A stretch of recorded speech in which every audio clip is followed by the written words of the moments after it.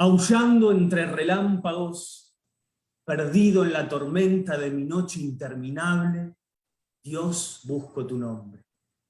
No quiero que tu rayo me enceguezca entre el horror, porque preciso luz para seguir. Lo que aprendí de tu mano no sirve para vivir. Yo siento que mi fe se tambalea, que la gente mala vive Dios mejor que yo. Una letra y una melodía de este hombrecito gigante, como lo llamaba su amigo Homero Mansi. A mí me gusta decir que es una suerte de saltimbanqui, nuestro saltimbanqui de Arrabal que vivió 50 años detrás de una nariz. Seguramente ustedes que se están sumando a este streaming, a esta última visita del ciclo 2021 del Departamento de Tango del Centro Cultural de la Cooperación, este ciclo que lleva el nombre de Tango, esa posibilidad infinita, jugando con la misiva de Marechal, ¿no? Que él decía que el tango era una posibilidad infinita. Hoy tenemos un cierre de lujo en torno a la poética, a la dirección, a los guiones, a su legado, en torno a la figura de este hombrecito gigante, que ya podemos nombrarlo. Estamos hablando de Enrique Santos Discépolo. Un hombre elefantiásico, diría mi maestro Eugenio Mandrini, bello para analizar, oscuro y también luminoso, ambas cosas. Pero tenemos un invitado de lujo, y acá miren, voy a aprovechar y mostrar algunos libros que tengo de él. Acá tengo una biografía, como La cigarra, la biografía de María Elena Walsh. Tengo por acá, recién conversábamos tras bambalinas, un ensayo chiquitito que me lo obsequió Roberto Selles, Gardel y la inmigración, y pertenece a la persona que prontamente voy a enunciar. Y la voy a enunciar con la lectura de otro de sus libros, otra biografía, Valentino, en Buenos Aires, los años 20 y el espectáculo, y ahora sí pasamos a presentarlo. Estamos hablando de Sergio Pujol. Es historiador y ensayista, es profesor titular de Historia del siglo XX en la Facultad de Periodismo y Comunicación Social de la Universidad Nacional de La Plata y miembro de la carrera de investigador del CONICET. Su vasta producción biográfica incluye, entre otros títulos, Jazz al Sur, la música negra en la Argentina, Historia del baile, de la milonga a la disco, rock y dictadura, crónica de una generación, 1976-1983, y las biografías de María Elena Walsh, de Oscar Alemán, de Enrique Santos Discépolo, y entre premios que fue recibiendo a lo largo de su trayectoria, en el 2007 fue galardonado con el diploma al mérito de la Fundación Conex en la categoría Periodismo Musical. Hay más libros, por supuesto, como la biografía de Atahualpa Yupanqui, 100 años de música argentina, El año de Artaud, rock y política, 1973. Un hombre también tentacular, mucha producción y sobre todo una suerte de faro para quienes investigan, para quienes están interesados en la cultura popular. ¿Lo presentamos, Sergio? ¿Estás ahí? Aquí estoy, Matías. Sergio, Buenas infinitas noches, muchas gracias. gracias. Muchas gracias por la presentación. Me diste una emoción mostrando Gardel e inmigración, y más aún cuando dijiste que te lo obsequió Roberto Selles. La verdad que Sí. ha sido uno de los grandes investigadores. Todos hemos abrevado en sus trabajos. Así que bueno, la verdad que me pone muy contento que ese libro que casi ni yo lo tengo. Acá lo tenemos. Es del 91, si no me equivoco, ¿no? Es del 91. En realidad Sí. es edición de un ensayo que yo publiqué en el año, que presenté, mejor dicho, en el año 85, cuando se cumplió un aniversario redondo de la muerte de Gardel, y la Fundación Banco Provincia organizó un encuentro y también un concurso de trabajos, ¿no? Y yo me presenté. Yo era muy joven, recién empezaba a trabajar la temática tanguera y la historia de Buenos Aires, y me acuerdo que estaba Luis Adolfo Sierra y Félix Luna presidiendo el, ¿no? Y bueno, por suerte el trabajo fue elegido como primer premio y lo publicó la Fundación. Esos libros un poco institucionales que no tienen salida comercial. Y Sí, entonces, más editorial. tarde, claro, y más tarde cuando conocí a Ricardo Álvarez, el editor de Almagesto, una editorial pequeña que empezó por esos años, publiqué mi primer libro, Las canciones del inmigrante, y al poco tiempo le presenté este ensayo que había quedado ahí un poco en el limbo, y él lo publicó como si fuera un librito, como una especie de cuadernillo. Sí. Es un incunable, te puedo asegurar que es un incunable, Matías. Colección mínima. Ahí está, Colección editorial mínima, Almagé. así es, Colección sí, mínima. así es. Qué grande, qué lindo. Bueno, es uno de esos primeros libros que el maestro acercó para entrar en la investigación. Así que te quería mucho, Roberto. Te quería Ah, mira qué mucho. bueno, bueno, me pone muy contento. Vos sabés que ese libro, o esa investigación, mejor dicho, sembró en mí la semilla de la curiosidad discepoliana. En ese momento, la verdad que yo no pensé en escribir una biografía de Discépolo, estaba la de Galasso, estaba la de Sierra con Ferrer, que había salido a mediados de los años 60, y después de la de Marina Ward que vos presentaste, que mostraste, de la editorial Beas, otra editorial pequeña, no tan pequeña en realidad, una editorial intermedia que apareció a principios de los 90. Ese libro fue por encargo, yo después lo pude reeditar en Planeta, el de Marina Wolf, pero tras esa primera edición, el editor, Julio Acosta, me acuerdo que trabajaba en Planeta, me dijo, che, ¿por qué no te metes con alguna figura del tango? Y me tiró 3 nombres. Me dijo Roberto Goyeneche, Aníbal Troilo y Enrique Santos Discépolo. Y yo me puse a pensar, bueno, por supuesto, admiración por los tres. Y dije, a ver, y Discépolo, dije. ¿Y por qué Discépolo? Y porque Discépolo es un poliedro, es decir, es una figura que tiene muchas caras. Y yo soy historiador, en realidad. Yo no soy un gran experto en tango y tampoco soy un musicólogo. Entonces, bueno, vamos por acá, le dije. Vamos por Discépolo, porque además está el hermano Armando y está el Mm. padre Santo que vino a Buenos Aires unos pocos años antes de que se abrieran las puertas para la inmigración masiva y vino de Nápoles y no se sabe casi nada del padre, más allá de que fue amigo de Frank Brown, tuvo un conservatorio de música y algunos músicos académicos que luego tuvieron cierto renombre, habían estudiado en su conservatorio, y bueno, y Discépolo y el peronismo, y Cambalache, y el cine y el teatro, me pareció tentacular, como muy bien lo definiste vos, y un poliedro, eso digo, ¿no? Es decir, es la misma figura, pero se le puede entrar por distintos lados, por distintos costados. Me pareció que como objeto de investigación histórica era muy rica la figura de Discépolo, y quizás para un historiador social de la cultura, como en cierto modo yo me defino, era más interesante a lo mejor que los otros dos grandes intérpretes, ¿no? Troilo y Goyeneche. Por supuesto, Mm. no pierdo las esperanzas de algún día vérmelas con todos los que pueda, con Troilo, con Discépolo, Vale. con Goyeneche, con Piazzolla, con quien sea. Pero en ese momento fue Discépolo y fue una elección de la que estoy muy orgulloso realmente, porque el libro anduvo maravillosamente bien de entrada. Recuerdo que lo presenté bueno, la editorial Bea cerró y yo me quedé con el proyecto.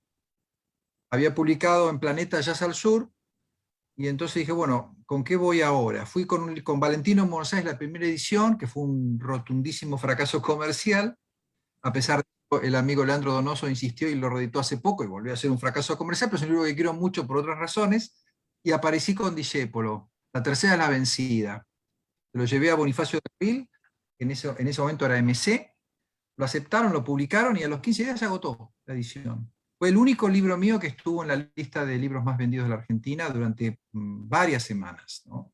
Así Sí, que es un libro, incluso yo lo siento en tu obra, un libro trampolín, ¿no? También, por sí, más de que vos totalmente. ahora planteás que tenías otra bio anterior, la de Sí, sí, no, Valentino, no, pero era otra cosa, sí, sí, sí, sí. era que acá aprovechamos, mirá, acá Esa es la primera está edición, la primera exacto. edición que en Y el esta, 19 exacto, Esa es la Y esta es la que segunda. salió 2017, mucho tiempo después.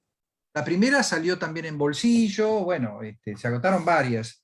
Y esta fue una edición, es decir, hay tramos que los reescribí, hay cosas que fui descubriendo con el paso del tiempo, por ejemplo, que había un tango de Villoldo llamado Matufias, que tiene una letra muy parecida a Cambalache, Claro. y yo no lo sabía, la verdad. La tufia o el arte de vivir. Exactamente, exactamente. Exacto. Exacto, entonces dije, uy, pero acá hay un parecido. Bueno, lo de la Biblia contra un calefón, del papel Biblia, y cosas que en la primera edición yo no había observado, no las sabía, las aprendí, lógicamente, porque A uno ver, cuando... Sergio, perdón que te interrumpa. Vamos, yo te voy a ir salpicando. Dale, dale. Aprovechar a agradecer a la gente, que ya tenemos más de 20 personas que están en el streaming, que pueden hacer preguntas. A Sergio le interesa muchísimo el cruce, así que está habilitado para hacer preguntas. Yo las voy a ir tomando. Si me ves que relojeo un costadito, Sergio, no es que te estoy perdiendo atención, sino que estoy chequeando las preguntas. Perfecto. Y vamos a hacer un salpicadito. Yo te voy a ir preguntando y por momentos te voy a interrumpir, Sí, sí, lamentablemente, desde pero quiero luego, ¿no? Está aprovechar. bien. De hecho, algunas de las preguntas que tenía para iniciar tenían que ver con eso, ¿no? ¿Cómo habías entrado en el estudio de Villoldo? Si era una de Villoldo, ya me lo nombraste y lo cruzo. De Discépolo, si no era parte de una tesina, cómo había llegado a la pasión de esta figura, pero ya lo diste bien claro el concepto. Y por otro lado, en estos 20 años, ¿no? De la segunda edición, justamente, que 20 Mm. años no es nada, diría Lepera, que trabajó con Discépolo, Carrillón de la Merced. ¿Qué fue lo que fuiste encontrando? Marcaste unas líneas, pero me interesó esto que decís del papel de la Biblia, de Cambalache, de esa teoría que anda circulando en las redes. A ver qué pensás vos esto. No, fueron muchas las cosas que descubrí. Yo la verdad que lo que sabía de Discépolo es más o menos post populi, lo que sabe todo el mundo a cierta edad y que ha manifestado algún interés por la música de Buenos Aires y por el tango, ¿no? Había hecho algunas notas, algunos artículos sobre Discépolo, había aprovechado algunas efemérides. Yo trabajé muchos años en el diario El Día de la Plata, tenía una columna semanal. Y ya te digo, con el tema de la inmigración entro yo a Discépolo. Por eso te planteaba al principio esta idea de que había una semilla discepoliana en mi primer trabajo sobre Gardel y la inmigración, ¿no? Ujú. Pero después fue todo un descubrimiento. Fue un descubrimiento de las circunstancias en las que escribió Cambalache, la rareza, la singularidad de Cambalache, porque es una pieza absolutamente canónica.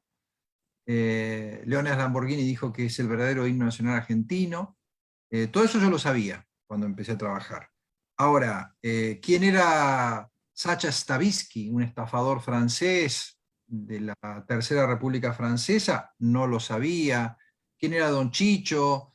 Tampoco lo sabía muy bien. ¿Quién era Primo Carnera? Tampoco. Es decir, me di cuenta a través de la investigación histórica que Discépolo, un poco como Charly García una generación y media más tarde, 2 generaciones más tarde, era un autor inmediato, es decir, era un autor que se inspiraba, que tomaba como insumo para sus tangos su realidad circundante, ¿no? Y que al mismo tiempo sabía ver en esa realidad circundante ciertos caracteres y ciertas temáticas que tenían un halo universal. En Discépolo nunca se queda con el costumbrismo de la Buenos Aires finisecular o de principios del siglo XX, ¿no? Siempre está la indagación filosófica, la búsqueda de lo absoluto, de la trascendencia, y toda la cultura literaria y teatral con la que Ujú. el mundo del tango, porque en realidad Discépolo no es un autor precoz, ¿no es cierto? Es un autor que llega al tango después de hacer un recorrido, no muy extenso porque por supuesto era un veinteañero cuando descubre el tango, pero ya había debutado como actor, había debutado como autor en una obra llamada Los Duendes en 1918 Sí. de Folco. Era el hermano menor quien quizás haya sido, con toda seguridad, el mayor dramaturgo argentino de la primera mitad del siglo XX, por lo menos, creador del grotesco rioplatense. Venía de ese hogar no tenía una educación sistemática, había pasado por las aulas del Mariano Acosta, me fui al Mariano Acosta, consulté los registros, todas esas tareas que hacemos los biógrafos, no encontré el nombre de Discépolo por ningún lado, entonces digo, ¿qué pasó? Y bueno, seguramente no rindió en ninguna materia. Él decía haberse cruzado con Leopoldo Marechal, que también fue al Mariano Acosta, y una generación después Julio Cortázar, también fue al Mariano Acosta, un colegio ilustre de Buenos Aires.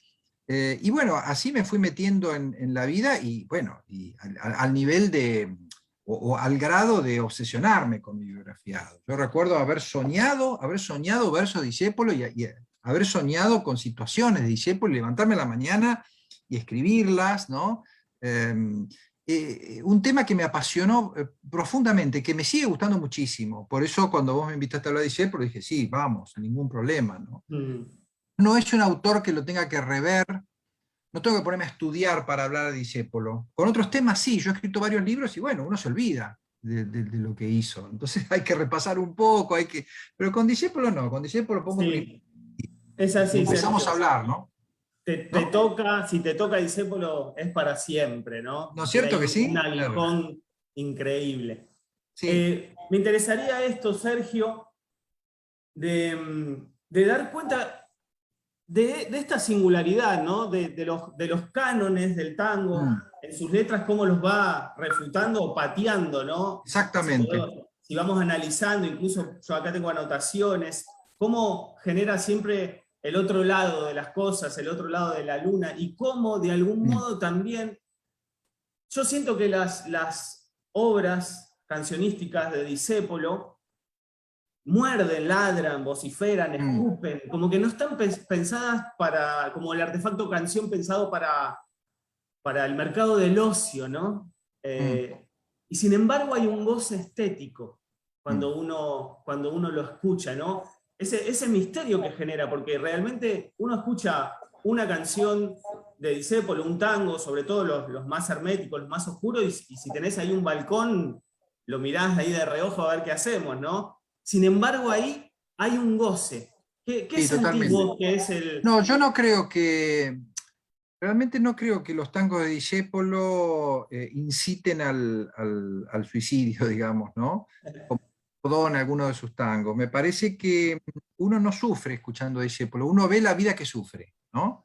Hay un distanciamiento que experimentamos cuando vemos teatro, porque la influencia del teatro es decisiva. Los versos de Discépolo son parlamentos teatrales, vos escuchás a los personajes, los podés visualizar perfectamente, las situaciones dramáticas también, y en ese sentido tiene algo de catártico también, ¿no? En cuanto a lo que señalabas vos sobre las ambiciones literarias o culturales que Discépolo deposita en el tango, es muy cierto, es decir, Discépolo refuta los tópicos tangueros, los toma para sí, y luego se burla un poco de eso. En Malevaje, por ejemplo, hay una burla. Me contó Tania, tuve oportunidad de entrevistar cuando hice el libro, que Juan de Dios Filiberto estaba un poco enojado con Discépolo porque sentía que Discépolo había hecho una letra donde se ridiculizaba al malevo, y aparentemente para Juan de Dios Filiberto el malevo era una figura hidalga del suburbio porteño, ¿no? Y eso de hincarse y ponerse a rezar, ¿no? El macho arrodillado frente a la mujer, ¿no? O frente a la indiferencia de la mujer. En que Bachaché lo mismo, toma el tema del abandono, ¿no? Que era también un tema característico de las letras de tango, el amurado, ¿no? El amure, claro. Claro, y en lugar de ser él el abandonado por la mujer, es la mujer que de algún modo lo increpa diciéndole que está requete amurada, que en rigor no está amurada porque están juntos, hay un diálogo aparente, virtual, ¿no es cierto? Hay una apóstrofe, ella le está echando en cara que la amuró, pero en realidad la amuró en el sentido de haber descuidado su manutención y de no tener una visión más realista de la vida, ¿no? Ese otro de ese tango, que es el primer gran tango de Discépolo y es el que de algún modo marca como matriz muchos de los tangos discepolianos que vendrán después, es un tango absolutamente original y revulsivo para la época, ¿no? Y por eso la incorporación con la que fue recibido, a pesar de la grabación de Gardel, a pesar de la grabación de Tita Merello, recién con Azucena Maizani, y hasta cierto punto empieza a tener una cierta reivindicación con Esta noche me emborracho, ¿no? Es decir, van a pasar 2 años intentando capturar esa forma popular. Y la pregunta es, ¿por qué estaba tan interesado Discépolo en entrar en el mundo del tango? Si él no necesitaba del tango, el tango necesitaba un Discépolo, pero Discépolo no necesitaba el tango. Discépolo podía haber seguido escribiendo obras de teatro, colaborando con su hermano, podría haber seguido, que de hecho lo hizo, subiéndose a las tablas, ¿no? La actuación era algo que lo fascinó y que algo que practicó hasta el final de su vida. Y en un momento determinado, él necesita del tango. Y yo creo que necesita meterse en el tango por 2 razones. En primer lugar, porque busca que su nombre se desprenda del apellido, ¿no? Es decir, que la gente reconozca a Discepolín en términos autónomos, no como el hermano menor de Armando, ¿no?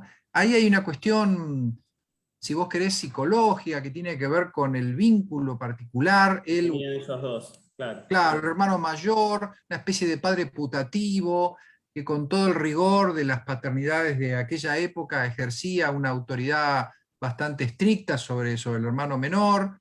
Vos sabés que hay una tesis o una teoría de que algunas obras de Armando en realidad fueron escritas por Enrique. Yo no suscribo esa teoría, la de Galasso y Dimov. Yo no estoy de acuerdo con eso y lo he conversado con Dimov alguna vez, pero sí reconozco que había una relación casi simbiótica, de una gran empatía intelectual y un gran reconocimiento de la figura de Armando, pero al mismo tiempo había una picardía, una rapidez de Enrique Que Armando no tenía, digamos. que Armando no la tenía, una empatía por lo popular, una empatía por lo popular que Armando no la tenía. A Armando le interesaba como a un tipo de izquierda, le podía preocupar la situación de los sectores postergados.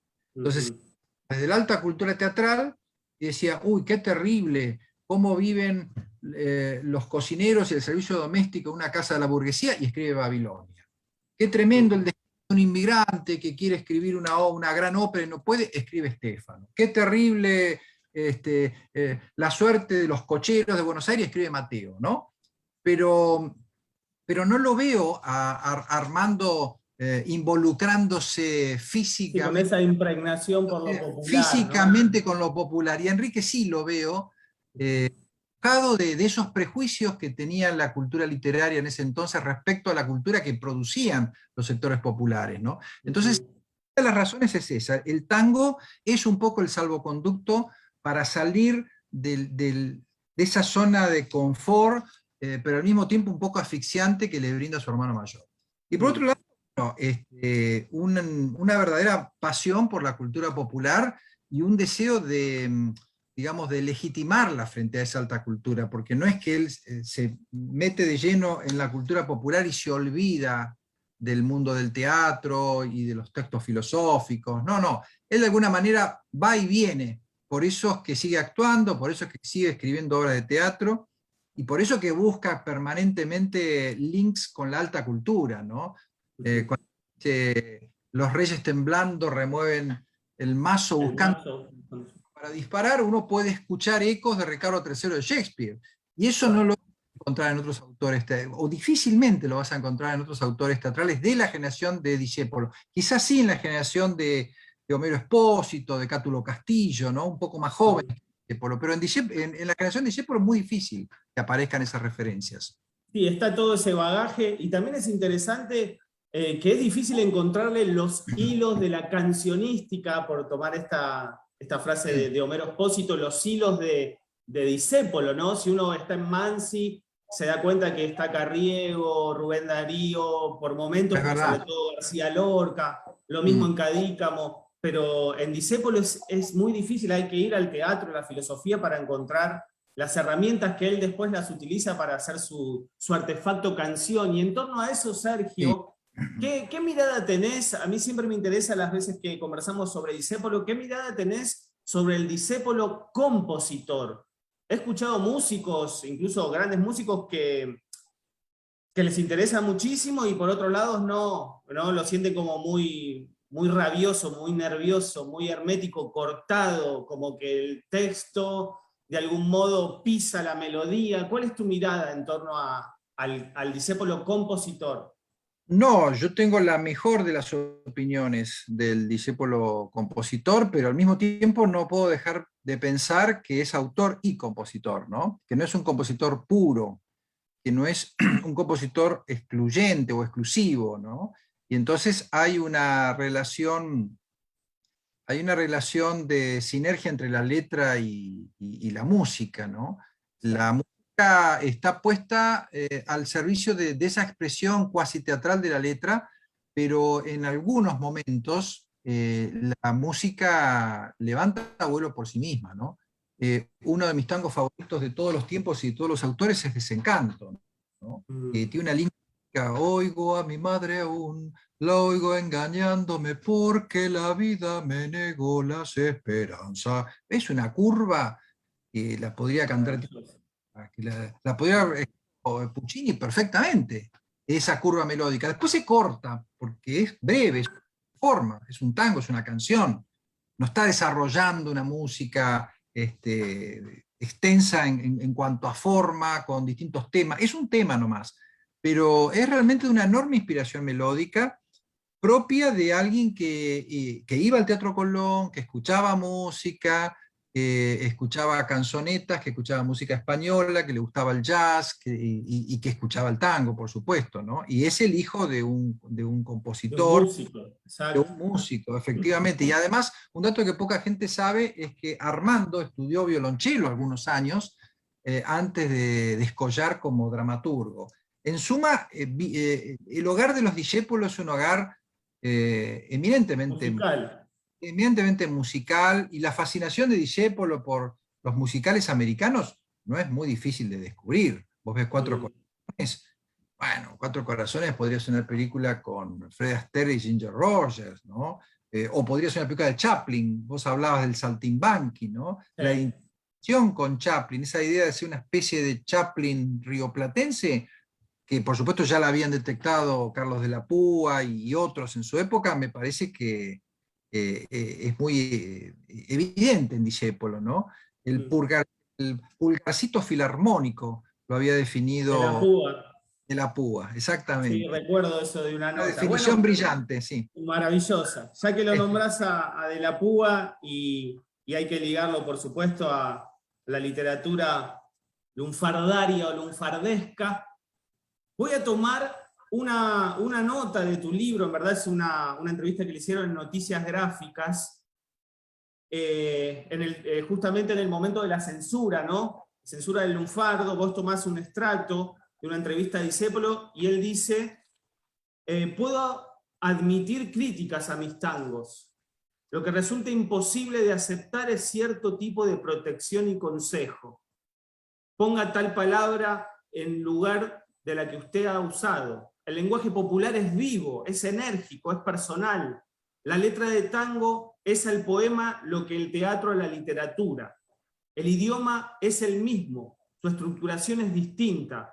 Unos lo dominan, otros no. Lo que muchos llaman lunfardo es brillo de la imagen popular, es una nueva forma de la metáfora, es el lenguaje propio de la canción.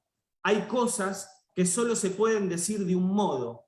Cambien el tono y harán el ridículo, por demasiado solemnes, por excesivamente correctos. Me eso lo interesaría, dicen los años Sergio, sí. sí, que me hables del discépolo en torno a la censura, ¿no? Porque al parecer no hace concilio, ¿no? Bueno, está claro acá. ¿Cómo ves sus letras en ese momento, su mirada frente, justamente en defensa del lenguaje popular, lunfardario, de la calle, frente a esto que viene como a encorsetar, ¿no? Él tiene una gran discusión y de larga data en realidad. Ya en 1929 justo yo había notado acá unas declaraciones que hace para la revista Comedia, que después la voy a repetir en Caras y Caretas. Dice: utilizo el argot por la sencilla razón de que es más completo en la pintura social, y más adelante dice: si se descuidan se va a tragar a la academia, ¿no? O sea que esta defensa y en esta identificación con la cultura popular, si bien hay citas cultas, y está Pirandello, y está Shakespeare, y están todas las lecturas, digamos, y las obras teatrales que él tuvo que aprender como actor, todo eso está en los tangos de Discépolo, también está la idea de que digamos, el tango tampoco tiene que pedir permiso para hacerse un lugar en la cultura, ¿no? La relación que él establece entre la alta y la baja cultura, que eran categorías muy marcadas en esa época, tiende más bien a ser horizontal, o por lo menos él hace lo posible para que sea lo más horizontal que se puede, ¿no? Él descubre, bueno, por supuesto, escuchando Mano a Mano y escuchando otros tangos contemporáneos a sus primeros tangos, él descubre el lunfardo, ¿no? Porque Claro. yo vi las primeras piezas de teatro de él, Un hombre solo, Páselo cabo, no hay lunfardo. Y Armando no usa tanto el lunfardo tampoco en sus piezas teatrales, usa más el cocoliche o los giros gauchescos. Vos sos lunfardólogo. Creo que hoy, digamos, con más amplitud, los lunfardólogos le prestan atención también a esos giros, ¿no es cierto? Al cocoliche Exacto, o a la gauchesca, pero no es lo que entendemos por lunfardo en realidad, ¿no? exacto. Mm, Así que hay una apuesta política también, hay una reivindicación del lunfardo, pero no con la idea de reemplazar una lengua o un vocabulario español, porque el lunfardo no es un lenguaje, es un argot, por este argot, sino más bien una ampliación lingüística, ¿no? Exacto. Interesante, porque vos fíjate que mientras él escribe sus tangos lunfardos, que sobre todo van desde 1926 a 1935, en Cambalache hay unos cuantos términos lunfardos, después se empieza a desvanecer la presencia del lunfardo. Sin embargo, en ese periodo de lunfardía de Discépolo, escribe Soy un arlequín, que prácticamente no tiene No tiene, sí. términos lunfardos, escribe Sueño de Juventud, Carrillón de la Merced que vos mencionabas, que eso lo hace, bueno, con un autor completamente ajeno al lunfardo, como fue Lepera, ¿no? Ujú. Parece que el lunfardo en Discépolo aparece con mucha fuerza en un momento de disputa digamos, por el sentido de la cultura argentina y del lenguaje de lo que Borges llamaba el lenguaje de los argentinos, ¿no? Eso Ujú. eh, eso es muy fuerte y particularmente la posibilidad de que estos tangos en el lunfardo puedan irradiarse por radio. Siempre está presente en Discépolo la dimensión comunicativa. Él es un gran observador y protagonista de los medios masivos de comunicación. Ujú. Eh, Retomando un poco esa clasificación que hizo Humberto Eco entre apocalípticos e integrados frente a la cultura de masas, él es un integrado, en ese sentido. Es decir, tiene una visión crítica, busca dignificar el tango, ponerlo allá arriba, pero no desconfía de los medios masivos de comunicación, al contrario, se siente atraído por el cine, se siente atraído por la radio, se siente atraído por el teatro, por supuesto, y en esa atracción va con el lunfardo, claramente, ¿no? Pero además no se queda solamente en la escritura del lunfardo, él sale a defenderlo. Es decir, No, no, por eso, hay una postura sí, política, cuando está Sadegh se reúne claramente. claro, cuando los delegados Sadegh se reúnen con Perón, poco antes de que Perón sea presidente, bueno, van con un planteo muy firme, ¿no? Hay varias cuestiones para tratar, pero un tema principal es justamente la prohibición del folclore en los medios masivos de comunicación, ¿no? Sobre el 43 al 49. Ya había habido prohibiciones en la década del 30, pero la reglamentación, el Consejo Superior de Radiodifusión es del año 43, se produjo 43. el de Ujú. junio del 43, claro. Y ahí es donde aparecen bueno, estas prohibiciones Las provisiones y la a cómo famosa se ley habla, seca. a cómo se habla en la radio y cómo se canta o qué cosas se cantan en los tangos, ¿no? Y fíjate, vos leíste un poquito recién unas declaraciones de él de mediados de los años 40, casi principios de los 50, hacia el final de su vida, y yo empalmé eso con unas declaraciones del año 29. Por lo tanto, son casi 15 Mm. años bancando el lunfardo, defendiendo el lunfardo con mucho ahínco y con mucha autoridad cultural también. Me parece que Exacto. él es un intelectual faro de su generación, ¿no? Y entonces puede entrar y salir del mundo del tango con una facilidad que quizás un Celedonio Flores, por ejemplo, o un Contursi, no tenían suficiente espalda para hacerlo. No digo que no fueran buenos poetas, pero digo, no tenían el background que tenía Discépolo como intelectual, y además como militante de izquierda, porque en cierto modo lo fue, durante muchos años al menos, como para salir a defender el argot de Buenos Aires.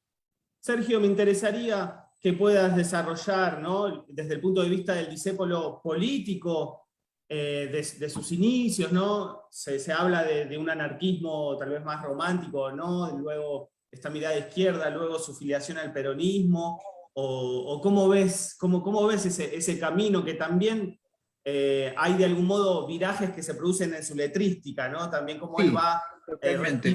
respirando la época y va mutando, ¿no? Sin perder su esencia y su voz, ¿no?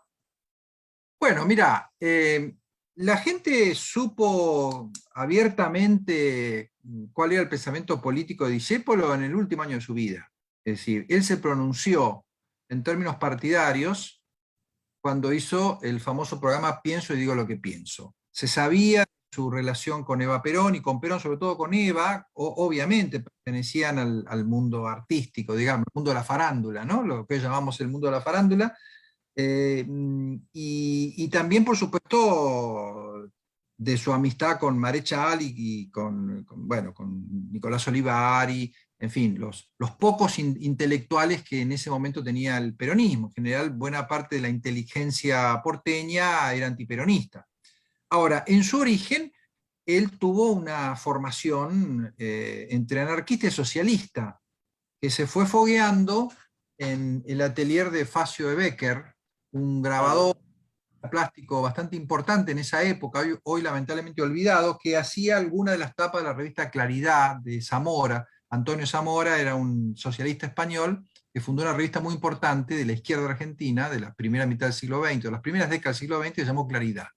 Entonces, esa revista Claridad, que estaba vinculada al grupo de Boedo, poetas de Boedo, bueno, en ese marco y con las ideas socialistas de Armando, él se fue socializando y, bueno, además el taller de Facio Becker estaba muy cerca de los talleres Bacena, donde se produjo la masacre de la Semana Trágica, fue testigo de las fuertes represiones al movimiento obrero, no era radical, tenía una mirada más bien crítica de Hipólito Yrigoyen, y se situaba en ese espectro digamos, del pensamiento político. El espacio político ideológico de él era la izquierda argentina.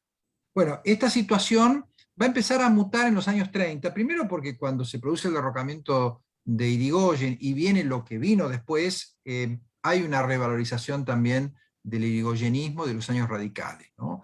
La comprensión de que finalmente, en tanto cultura popular, el tango tenía mucho más que ver con el gobierno radical de los años 20 que con los conservadores de los años 30, ¿no? Exacto. Vos lo haces notar eso en la bio. Sí, sí, y fíjate que algunos tangos que fueron escritos a fines de los años 20 van a cobrar otra resonancia en el momento de la milladura, de la década infame, ¿no? Eso es interesante, Sergio, porque siempre se marca, ¿no?, la década infame y ahí la voz de Discépolo, como si la construcción de su obra nace, digamos, años posteriores, y está muy, muy bien que hagas esta aclaración, que viene el bate, ¿no?, anticipando de algún modo. Sí, si vos escuchás o lees la letra de Gira Gira, sin conocer las circunstancias en las que fue compuesta, perfectamente podrías ubicarla en el año 32, 33, que es el momento en el que la crisis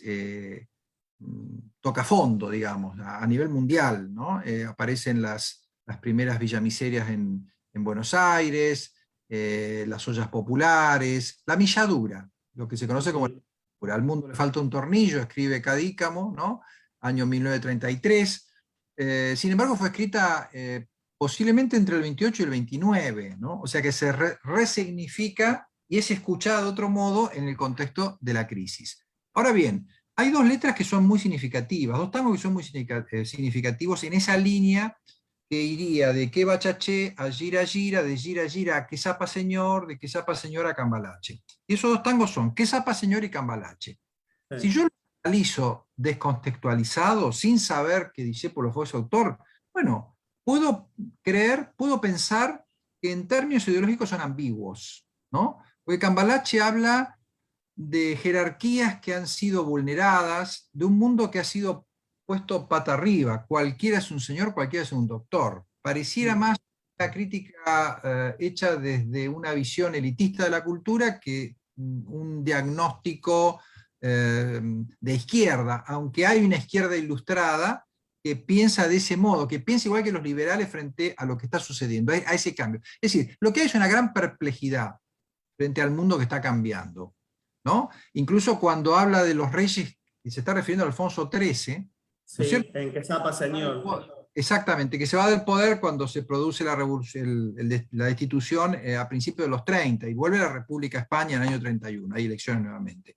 Entonces, toda esa información nos presenta a un discípulo que está más bien desconcertado, ¿no? Nadie podría, obviamente, tacharlo de conservador, pero tampoco es un revolucionario, eso quiero decir. No es un revolucionario en cuanto al contenido de esos tangos. Lo que pasa es que cuando vos lo ves en ese contexto sociopolítico, digamos, de los años 30, y la interpretación que la gente hace cuando se apropia de los tangos de Discépolo, claramente Discépolo está del lado del que gira. O sea, Discépolo está con el pueblo. Esa identificación con el pueblo está fuera de toda discusión. En todo caso, podemos discutir, eso sí, si es una posición claramente de izquierda o es una posición un poco ambigua, y al principio el peronismo también tiene parte de esa ambigüedad ideológica, porque no aparece, no surge en el horizonte argentino como un movimiento de izquierda. Incluso las izquierdas orgánicas se oponen al peronismo, ¿no? Entonces ahí donde aparece ese clivaje de Discépolo que viene del socialismo y anarquismo de los 10 y 20 y desemboca en el peronismo. Parece bastante lógica ese recorrido. De alguien que no digamos, que tenía formación política más por el lado de la cultura que por el lado digamos, de la militancia política. Caso muy distinto es el de Homero Mansi. Muy distinto. Claro, que allá es un animal político, digamos, de palabra, ¿no? De absolutamente, porque, digamos, una pregunta a la que no encontré respuesta es ¿por qué Discépolo no estuvo cerca de Forja? Perfecto, haber estado cerca de Forja, ¿no? Eso tiene que ver también con su temperamento, en fin, tiene que ver con su formación filosófica. Él no tiene una formación marxista, él lee más a Schopenhauer que a Marx. Hay más desencanto, ¿no es cierto? Hay más desencanto en su poética digamos, que una visión crítica en términos políticos, que una visión materialista. Él está más cerca del idealismo que del materialismo en términos filosóficos, muchas veces, ¿no? Sin embargo, bueno, la apropiación que hace el pueblo de la obra de Discépolo es una apropiación que se hace desde un pensamiento progresista, claramente, ¿no? Es interesante cómo, en ese sentido, hay un cierto paralelo con Roberto Ar, al que tampoco podés considerar en cuanto a la obra. Roberto Ar va a tener después un acercamiento al Partido Comunista, pero en realidad, al principio, si vos lees Los Siete Locos, o si lees El Juguete Rabioso, y las críticas que la izquierda le hace a esa obra, vas a ver que tiene elementos un poco extraños, ¿no? Es decir, hay algo medio raro ahí que vos no sabés si hay una cierta identificación con las cosas oscuras que plantean Los Siete Locos, si hay una crítica, si hay un distanciamiento o no, y eso creo que le da un espesor un tanto inquietante, y es lo que le da valor también finalmente, o por lo menos la posibilidad de trascendencia, de que lo sigamos leyendo y que sigamos encontrando significados. Recuerdo, y creo que también aparece en tu biografía, Art, que hace una devolución en Aguafuerte sobre Discépolo, ¿no? Y dice algo así como que es un autor que da miedo. Sí, pero se refiere a Armando. Armando. Se está refiriendo a Armando. Mirá, yo pensé que hacía referencia a Enrique. Porque lo siento así en la escritura, ¿no? Totalmente. No, yo lo siento muy próximos, totalmente. Lo siento muy próximos. Pero vos sabés que curiosamente no hay en Art un pronunciamiento a favor del tango, más bien lo contrario. El tango, ¿no? Exacto. Viste que es raro eso, ¿no? No hay. En cambio, Tuñón sí, que fue amigo de Discépolo, González Tuñón, y en otros autores de Boedo, bueno, González Tuñón era de Florida, pero en realidad escribía como si fuera de Boedo. Pero quiero decir, en general hay una hay una afiliación más cercana con el tango, sí, defensas, o incluso incrustaciones dentro de sus textos que en art también figuran, pero su pronunciamiento no Sí, está, pero ¿no? fíjate, claro, vos fíjate que ninguno llega tan lejos como Discépolo en la defensa del tango, eso digo. No, Eh, ajá. ninguno. Ujú. Involucra, ninguno sumerge sus patas en la fuente del tango, para decirlo en términos, Exacto. ¿no? Ujú. De esta generación de escritores, digo, ¿no? Los letristas sí, pero los letristas venían más del teatro de revistas, del sainete, ¿no? Sí, Eh, sí, sí. Considerados grandes escritores por el campo intelectual, por el campo cultural, eran vistos Ujú. en algunos casos con un poco de desdén, ¿no? En cambio, Discépolo tiene esa increíble facilidad y talento como para ser transversal en términos culturales, ¿no? Entra y Ujú. sale de partes y siempre va con su marca, siempre va con su estilo, ¿no? Porque vos Ujú. reconoces en Cuatro Corazones, en los tangos, en Bloom, en los monólogos políticos de Mordisquito, Sí, enseguida está su voz está en su siempre. voz, Sí. exactamente, sí. Sergio, tenemos unos 10 minutos como para ir cerrando. Bueno, Te iba a ametrallar a preguntas, pero vos te soltás y siempre es mejor escucharte. Pero me interesaría tu sí. mirada, ya saliendo un poquito del artefacto canción de Discépolo. Es interesante también pensar el Discépolo junto con Mores, pero lo dejaremos para otro encuentro. Tu mirada acerca del Discépolo director, guionista, si no me interesa, ¿no? Que pongamos acá si era mejor letrista, compositor que su obra, pero hay algo, quizá, por lo menos yo últimamente lo siento y sé que mucha gente, que hay algo que no termina de cerrar desde el punto de vista justamente de la construcción y la llegada popular masiva, incluso viéndola hoy en día, de su oficio como director y guionista, ¿no? De No, su obra. desde luego, sí, sí. Uno de los primeros que notó eso fue Ulises Petit de Murat, que fue guionista con Mansi de la Guerra Gaucha y de otros textos o films. Y bueno, y por supuesto, Ulises Petit Murat como escritor y como creador no llegó a tener la envergadura de Discépolo, y sin embargo funcionaba mejor dentro del mundo del cine. Lo que decía Ulises Petit Murat es que el talento de Discépolo era un talento rastallante, un talento para frases, para momentos, pero que tenía cierta dificultad para desarrollar digamos, en la larga forma de una película, de un relato. Es decir, Discépolo no era un narrador de largo aliento. Y para Exacto. necesitas la narración. Fíjate que tampoco hay libros de Discépolo. Tampoco se cruzó por la cabeza como hicieron tantos otros. Leonor Flores tiene libros de poema, Mansi también, Cátulo, todos tenían algún poemario, Cadícamo, ni hablar, y sin embargo Discépolo pareciera que la consagración vía libro no le interesó demasiado, no la ejerció, sí el teatro y sí el cine. Entonces, por un lado, una gran atracción por el cine, ese monstruo moderno, decía él, del cine, tanto es así que cifró casi todos sus esfuerzos en los últimos 10 años de su vida en la dirección y producción de cine. Cuando va a México, establece relación con productores cinematográficos, lo conoce a Cantinflas. Él quiere hacer un cine de exportación, quiere realmente integrar la industria del cine, quiere entrar a la industria del cine. Lo logra, filma casi 10 películas, participa en total entre actuaciones y dirección en más de 10 películas, trabaja con los grandes, trabaja con Pepe Arias, trabaja con Osvaldo Miranda, con Nini Marshall, dirige a Nini Marshall, y sin embargo, cuando hacemos la historia del cine argentino, ocupa un lugar menor dentro del cine. Quizás porque sus películas en general son fallidas, quizás porque la obra tanguística tiene un peso tan grande que de algún Y que modo la también ensombrece de algún modo, ¿no? ensombrece un poco el cine. Igual hay 3 o 4 grandes momentos en el cine discepoliano. Yo diría que el primero es ese corto que filma Murera con Gardel, cuando él le explica a Gardel qué quiso hacer con Gira Gira, o Gardel interpretar lo que quiso hacer, y hay una gestualidad entre ellos dos, una complicidad que me parece encantadora. Creo que Cuatro Corazones tienen momentos musicales y teatrales chaplinescos brillantes, y creo que El hincha es un gran trabajo actoral, sin ninguna duda, aunque no. Exacto, comparto la mirada, Sergio. Sergio, viste que hace poquito hicieron, si no me equivoco, fue, ay, no me sale el nombre ahora de la restauración Sí, de los de cortos. Mateo. No, estoy hablando de los cortos, de Morel. Sí, los he visto. Sí. Creo que es Botica quien Sí. que hizo el trabajo.